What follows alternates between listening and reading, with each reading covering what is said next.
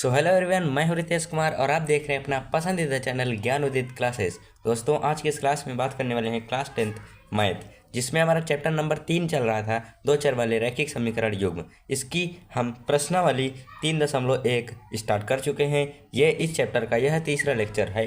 यदि आपने इसके पहले के लेक्चर्स नहीं देखे हैं तो इसके पहले के लेक्चर्स की लिंक हम इस वीडियो के डिस्क्रिप्शन बॉक्स में आप लोगों को दे देंगे। आप वहाँ से चेकआउट करके उन वीडियोज़ को कंप्लीट कर सकते हैं। ठीक है, तो यहाँ पर आज हम इस वीडियो में प्रश्न संख्या 2 और 3 जानने वाले हैं। ठीक है, तो आइए देखते हैं हम प्रश्न नंबर 2। तो देखिए, दूसरा प्रश्न कहता है अनुपातों A1 अपान A2, B1 अपान B2 तथा C1 अपान C2 की तुलना कर ज्ञात कीजिए कि निम्न रैखिक समीकरणों के युग्म द्वारा निरूपित रेखाएं एक बिंदु पर प्रतिच्छेद करती हैं, समांतर हैं या समपाती हैं। हमको यही सारी चीज़ें बतानी हैं। यदि आपने पहला लेक्चर नहीं देखा है तो आपको ये सारी चीज़ें ये क्वेश्चन नहीं समझ आने वाले, तो आप पहला लेक्चर ज़रूर देख लें। आपको उस लेक्चर की लिंक हम इस वीडियो के डिस्क्रिप्शन बॉक्स में दे देंगे। ठीक है, तो देखिए दूसरे प्रश्न का पहला पार्ट हमारे पास दिया हुआ है, जो रैखिक समीकरण युग्म है।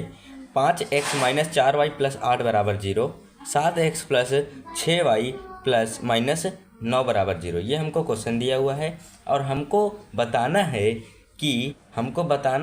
कि इन समीकरणों की जो रेखाएं आएंगी वो हमारी कैसी होंगी, प्रतिच्छेदी होंगी, समांतर होंगी या समपाती होंगी। तो इस चीज़ को हमको डिफाइन करना है। तो इसके लिए हमको सबसे पहले इस रूप में इन सभी को लिखना होगा। तो पहली समीकरण में ये A1 हो जाएगा, ये B1 हो जाएगा और ये C1 हो जाएगा।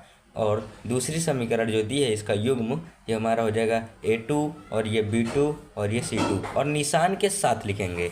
तो सबसे पहले हम सभी के मान लिख लेते हैं। A1 का मान हमारा 5 आएगा और B1 का मान हमारे पास आ जाएगा -4 और C1 का मान आ जाएगा हमारे पास 8।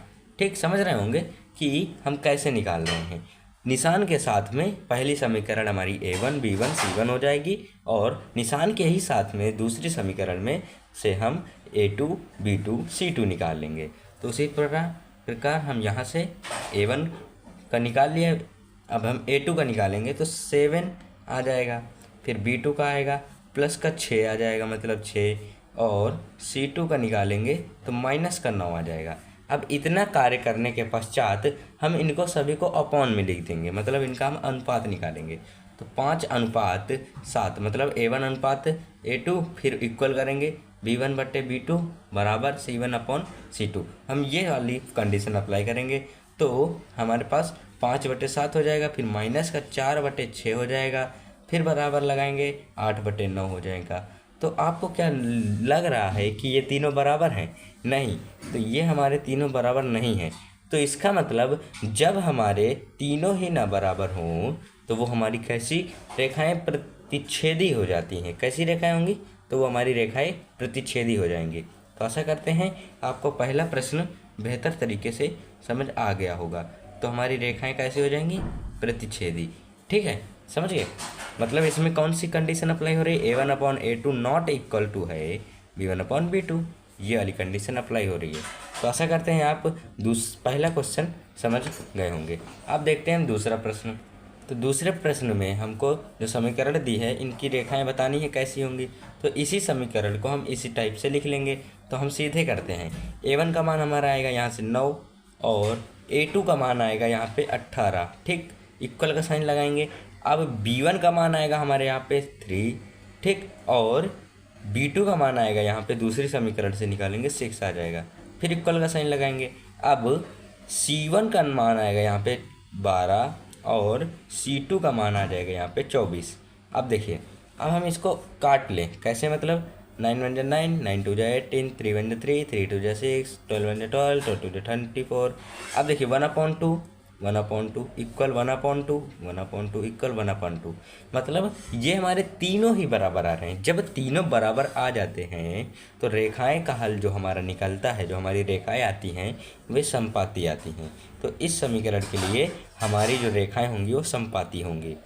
ठीक है, तो आप ये समपाती, प्रतिच्छेदी, समांतर नहीं समझ रहे होंगे, तभी हम आपको कह रहे हैं कि पहला लेक्चर आप देख लेंगे तो वहाँ से आपको ये सारी चीज़ें क्लियर हो जाएंगी। तो अब हम बढ़ते हैं तीसरे प्रश्न की तरफ। तो यहाँ पर आप तीसरा प्रश्न देख रहे हैं 6x - 3y + 10 = 0। इसी समीकरण का युग्म दिया हुआ है 2x - y + 9 = 0। अब इसके भी हम a1, a2, b1, b2, c1, c2 इन तीनों के मान हम निकाल लेंगे, 6 मान निकालेंगे। तो डायरेक्ट हम रखते हैं, देखिए a1 का मान हमारा आएगा 6। अब हम a2 का मान निकालेंगे तो इसके दूसरे समीकरण में देखेंगे तो इसमें आ जाएगा 2, ठीक, इक्वल का साइन लगाया। अब b1 का मान आएगा -3 क्योंकि हम निशान के साथ लिखते हैं, और जो हमारा b2 का मान आएगा वो -1 आएगा, -1, फिर इक्वल का साइन लगाएंगे। अब c1 का मान आएगा हमारे पास 10 और c2 का मान आएगा 9। अब देखिए ये हमारा प्लस माइनस, माइनस से माइनस ख़त्म। अब 2 1 जा 2, 2 3 जा 6, मतलब 3 और 3, पहले 3/1 आया, फिर 3/1 आया और 10/9। तो ये दोनों तो बराबर हैं, लेकिन ये बराबर नहीं है। और जैसे ही हमारे शुरुआत के बराबर आ जाते हैं तो वो हमारी समीकरण कैसी हो जाती हैं, समांतर हो जाती हैं। कैसी समीकरण हो जाती हैं, समांतर। बस ऐसी हमारी रेखाएं समांतर कहलाती हैं। मतलब इसमें कंडीशन कौन सी लगेगी, a1/a2 = b1/b2, ये कंडीशन लग जाएगी और इसी कंडीशन के बेस पर हमारा सॉल्व हो जाएगा। और ये जो लास्ट में होगा हमारा, ये नॉट इक्वल टू होना चाहिए c1/c2 के।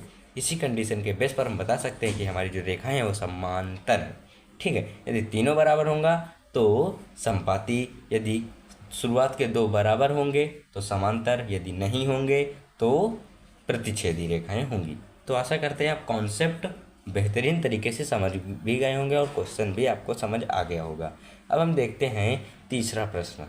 तो देखिए हमारे पास जो तीसरा प्रश्न है वो बोलता है अनुपातों a1/a2, b1/b2 और c1/c2 की तुलना कर ज्ञात कीजिए कि निम्नलिखित समीकरणों के युग्म संगत हैं या असंगत हैं।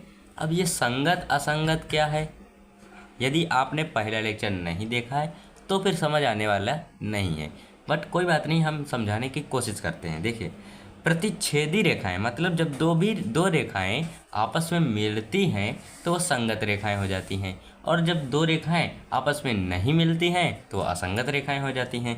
तो संपाती रेखाएं, तो ध्यान से समझिएगा, एक होती है संपाती, एक होती है प्रतिच्छेदी और एक होती है समांतर। यही रेखाएं होती हैं, हमको पता है। तो संपाती रेखाएं एक के ऊपर एक होती है, मतलब दोनों हम आपस में टच हो रही, तो ये हमारी संगत होगी, ठीक। और ये जो प्रतिच्छेदी रेखाएं, मतलब एक दूसरे को छेद कर जा रही कहीं पर, तो ये भी हमारी संगत हो जाएगी। लेकिन जो हमारी समांतर रेखाएं होती हैं वे आपस में कभी भी नहीं टच होती हैं, तो ये हमारी असंगत हल हो जाएंगे। असंगत हल देते हैं, या तो हम बोल सकते हैं असंगत रेखाएं हो जाएंगे, ठीक। तो इस तरीके से हम इन्हीं समीकरणों के हिसाब से बता देंगे। कैसे बताएंगे, इन्हीं समीकरणों में हमने जैसे दूसरे प्रश्न में किया था और वैसे ही हम इसमें भी करेंगे, ठीक। और जैसा ही हमारा हल आएगा वैसे बता देंगे। तो जैसे हमारे पास पहला प्रश्न दिया हुआ है 3x + 2y = 5 और 2x - 3y = 7। तो सबसे पहले हम इस समीकरण को लिखते हैं 3x + 2y = 5, ठीक है। अब इस 5 को हम इधर लाएंगे, मतलब लेफ्ट तरफ ले आएंगे, तो ये -5 हो जाएगा और इधर 0 हो जाएगा। तो एक समीकरण ये बन जाएगी। और दूसरी के लिए इसको हम ऐसे लिखेंगे 2x - 3y = 7, उसको भी ऐसे ही लाएंगे, तो ये भी हमारा माइनस का आ जाएगा, -7 और इधर 0 हो जाएगा। तो पहली समीकरण हमारे पास ये थी, दूसरी समीकरण ये है। बस हम a1/a2 वाला फॉर्मूला लगा करके यहाँ पे ज्ञात कर लेंगे। तो a1/a2 के लिए सबसे a1 का मान हमारा आ जाएगा 3 और a2 का मान आ जाएगा 2 = का मतलब बराबर का साइन लगा के b1 का मान निकालेंगे तो 2 आ जाएगा, और b2 का मान निकालेंगे तो -3 आ जाएगा। कैसा आएगा, -3। अब c1 का मान निकालेंगे तो -5 आएगा, और c2 का मान निकालेंगे तो -7 आएगा। माइनस से माइनस ख़त्म हो जाएगा।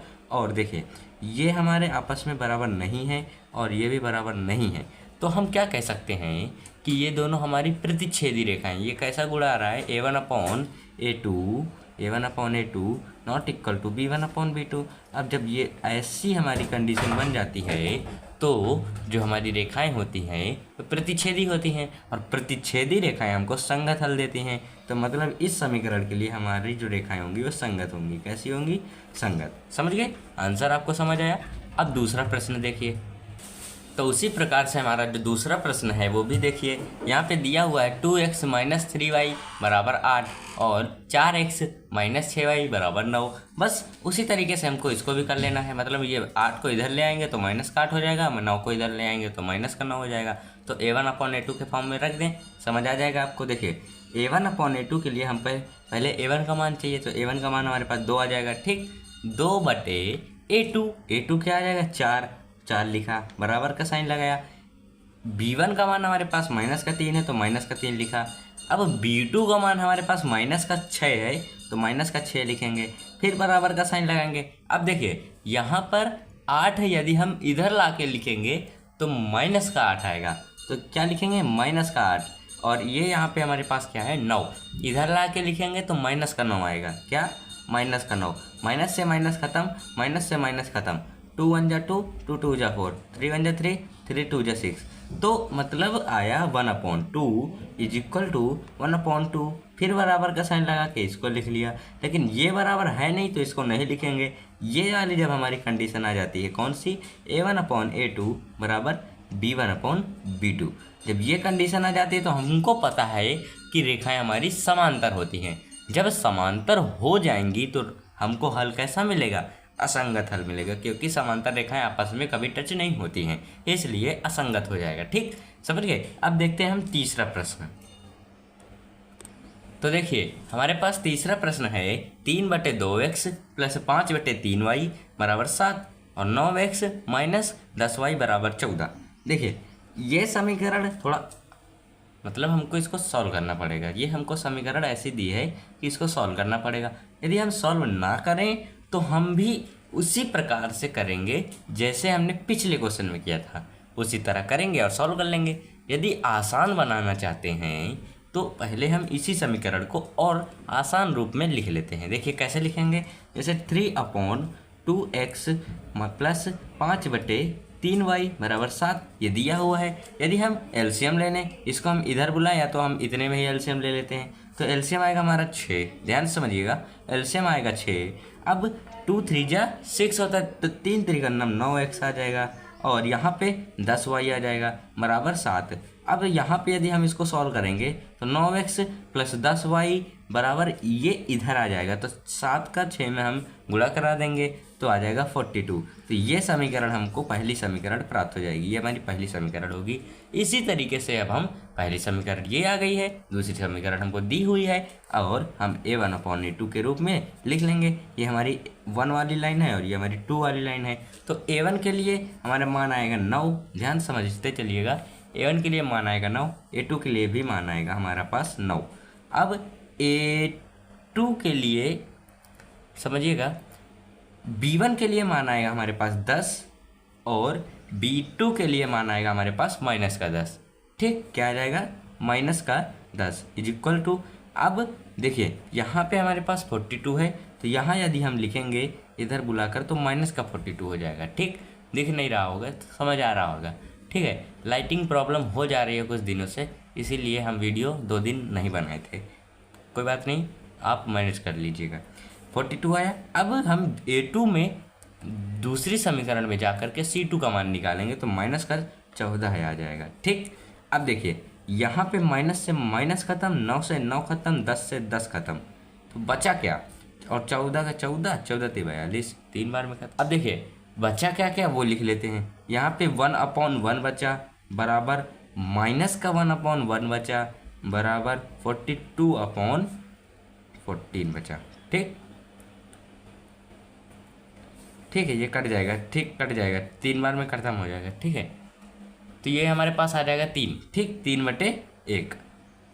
ओके, अब देखिए ये हमारा बराबर नहीं है और ये भी हमारा बराबर नहीं है। जब बराबर नहीं होता है तो समांतर रेखाएं तो होती नहीं है। जब बराबर होता है तब हमारी समांतर होती हैं। जब बराबर नहीं होता है तो रेखाएं कैसी आती हैं? तो रेखाएं आ जाती हैं हमारी प्रतिच्छेदी। और जब प्रतिच्छेदी रेखाएं आ जाएंगी मतलब कोई रेखाएं आपस में एक दूसरे को छेद रही हैं एक बिंदु पर। छेदने का मतलब है संगत हो रहा है, मतलब मिलान हो रहा है, और संगत हो रहा है मतलब ये हमारी रेखाएं संगत हल देंगी। बस काम खत्म।